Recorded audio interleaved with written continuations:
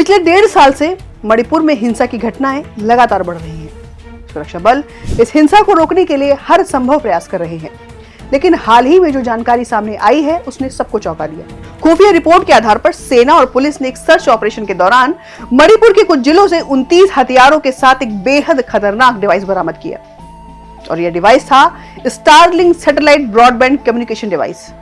दरअसल Starlink Elon Musk की company space x द्वारा विकसित एक सैटेलाइट इंटरनेट सेवा है, और यह पारंपरिक इंटरनेट सेवाओं से अलग है क्योंकि इसमें मोबाइल टावरों के बजाय सैटेलाइट नेटवर्क का इस्तेमाल होता है, और इसे खासकर ऐसे इलाकों में इस्तेमाल किया जाता है जहां सामान्य इंटरनेट की सुविधा उपलब्ध नहीं होती, जैसे कि दूरदराज के गांवों और युद्ध क्षेत्रों में। और अब मणिपुर में इस डिवाइस का मिलना सुरक्षा बलों के लिए चिंता का कारण बन गया है। इस डिवाइस के साथ एक रिसीवर, 20 मीटर लंबी केबल और एक राउटर बरामद हुआ, जिस पर RFP/PLA लिखा हुआ था। PLA यानी पीपल्स लिबरेशन आर्मी, जो कि मणिपुर में सक्रिय एक उग्रवादी संगठन है। और इस डिवाइस के जरिए ये संभावना जताई जा रही है कि उग्रवादी समूह अपनी गतिविधियों को बेहतर तरीके से चला रहे थे, क्योंकि इस उपकरण से इंटरनेट कनेक्शन बनाना आसान हो जाता है और इसका इस्तेमाल सुरक्षा एजेंसियों की निगरानी से बचने के लिए किया जा सकता है। मणिपुर में इंटरनेट पर प्रतिबंध होने की वजह से उग्रवादी अपने संदेशों और गतिविधियों को लेकर कनेक्शन के लिए सैटेलाइट इंटरनेट का सहारा ले सकते हैं, और ऐसा अंदेशा लगाया जा रहा है कि इसे म्यांमार से तस्करी करके मणिपुर लाया गया होगा, क्योंकि भारत और म्यांमार के बीच बॉर्डर बहुत खुले हैं और यहाँ पर कोई बड़ी कटीली बाड़ नहीं है जिससे तस्करी करना आसान हो जाता है।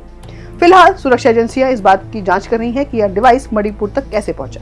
स्टारलिंक डिवाइस का मिलना चिंता का कारण इसलिए भी बना हुआ है क्योंकि भारत में किसी भी विदेशी सैटेलाइट इंटरनेट सेवा को चलाने के लिए सरकार से global personal communication by satellite GMPCS licence लेना पड़ता है, और स्टारलिंक को यह लाइसेंस नहीं मिला है और इसका इस्तेमाल भारत में गैर कानूनी हो सकता है।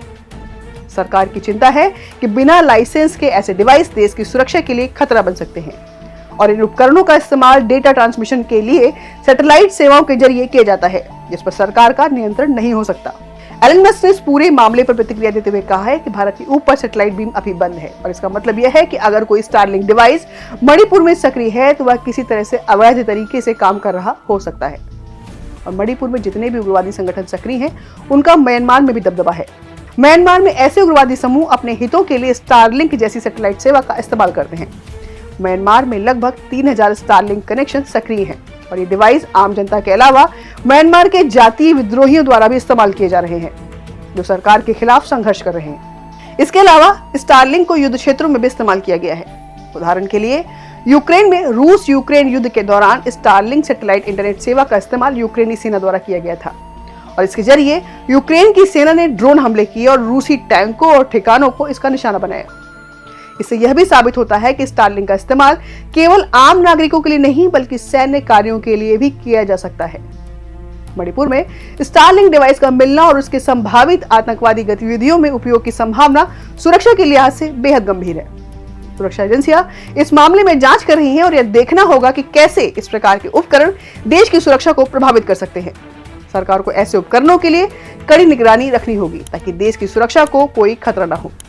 तो दोस्तों, इस मामले में आपकी क्या राय है? क्या आपको लगता है कि स्टारलिंक जैसे सैटेलाइट इंटरनेट डिवाइस आतंकवादी गतिविधियों में इस्तेमाल किए जा सकते हैं? हमें कमेंट्स करके जरूर बताएं।